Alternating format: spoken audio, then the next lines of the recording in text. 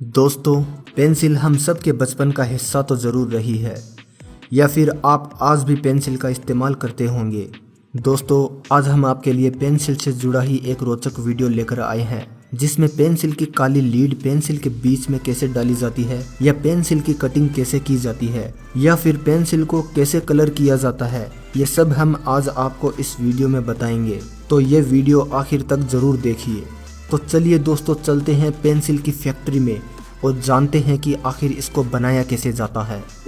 सबसे पहले पेंसिल की लीड को तैयार किया जाता है। इसके लिए ग्रेफाइट और चिकनी मिट्टी को पानी के साथ अच्छे से मिलाया जाता है। फिर इस मिश्रण को प्रेसिंग मशीन की मदद से पतली पतली लीड का आकार दे दिया जाता है। आकार देने के बाद इस लीड को ओवन में 800 डिग्री सेल्सियस के तापमान पर गर्म किया जाता है। इसको और ज़्यादा कठोर बनाने के लिए एक स्पेशल डिब्बे में पैक करके बहुत अधिक तापमान पर पकाया जाता है, जिससे पेंसिल के अंदर लगने वाली ग्रेफाइट कठोर और काफ़ी मजबूत हो जाती है। फिर इन सभी लीड को गर्म मोम में डुबाया जाता है, तो इस तरह तैयार होती है पेंसिल के बीच में लगने वाली ग्रेफाइट की लीड। कलर्ड पेंसिल के लिए कलर लीड को रेडी किया जाता है, जिसके लिए रंग बिरंगी चिकनी मिट्टी का इस्तेमाल किया जाता है। अब बारी आती है पेंसिल के बाहरी ढांचे को बनाने की, जो कि लकड़ी से बनी होती है। अच्छी क्वालिटी की पेंसिल को बनाने के लिए देवदार के पेड़ की लकड़ी का इस्तेमाल किया जाता है, क्योंकि इसके रेशे सीधे और नरम होते हैं, जिसके कारण इसको शार्पनर में छीलना आसान होता है। पेंसिल के बाहरी ढांचे को बनाने के लिए लकड़ियों को काटकर फैक्ट्रियों में लाया जाता है और उसे मशीन के जरिए से छीलकर लकड़ी के प्लेट्स बना लिए जाते हैं, जिनकी लंबाई 18 सेंटीमीटर, चौड़ाई 7 सेंटीमीटर और मोटाई 0.5 सेंटीमीटर होती है। इन प्लेट्स को एक रोलिंग कटर के नीचे से गुजारा जाता है, जो लीड को लगाने के लिए इसमें लंबे लंबे खांचे बनाती जाती है। फिर इसके अगले स्टेप में एक मशीन खांचों में ग्लू को भर देती है। दोस्तों, ये ग्लू एक कुशन का भी काम करती है। ये लीड को पेंसिल के अंदर टूटने से बचाती है। खांचों में ग्लू भरने के बाद यह प्लेट्स आगे बढ़ती रहती है, जहां एक प्लेट के बाद वाली प्लेट को दूसरे कन्वेयर बेल्ट पर आगे धकेला जाता है।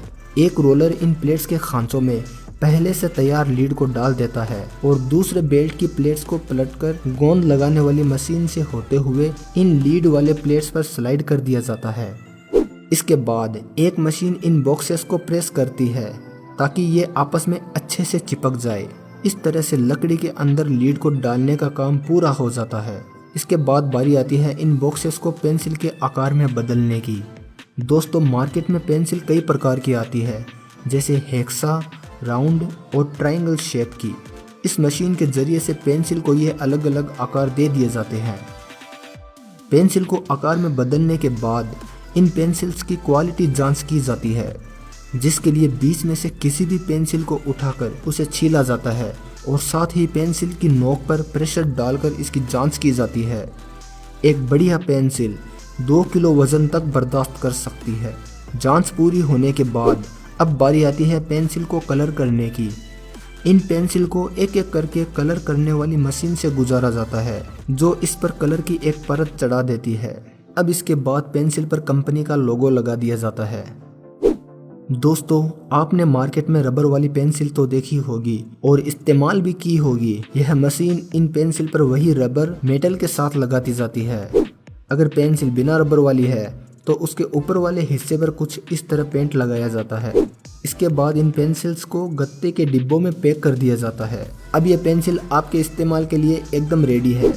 अब आइए पेंसिल के बनने के इतिहास पर थोड़ी नज़र डाल लेते हैं कि आखिर पेंसिल को सबसे पहले कब, कहाँ, किसने और क्यों बनाया था। दोस्तों, जब पहली बार पेंसिल बनाई गई थी, वो ग्रेफाइट की खोज के बाद ही बनाई गई थी। ग्रेफाइट एक काला पत्थर होता है, जिसकी खोज इंग्लैंड में सन 1564 ईस्वी में हुई थी। उस समय ग्रेफाइट का इस्तेमाल चरवाहे अपनी भेड़ों पर निशान लगाने के लिए किया करते थे और 16वीं शताब्दी के अंत में लोगों ने ग्रेफाइट के पत्थरों से लिखना शुरू कर दिया था। लेकिन ग्रेफाइट काफ़ी कच्ची होने के कारण ये आसानी से टूट जाया करती थी, जिससे लिखने में बहुत परेशानी होती थी।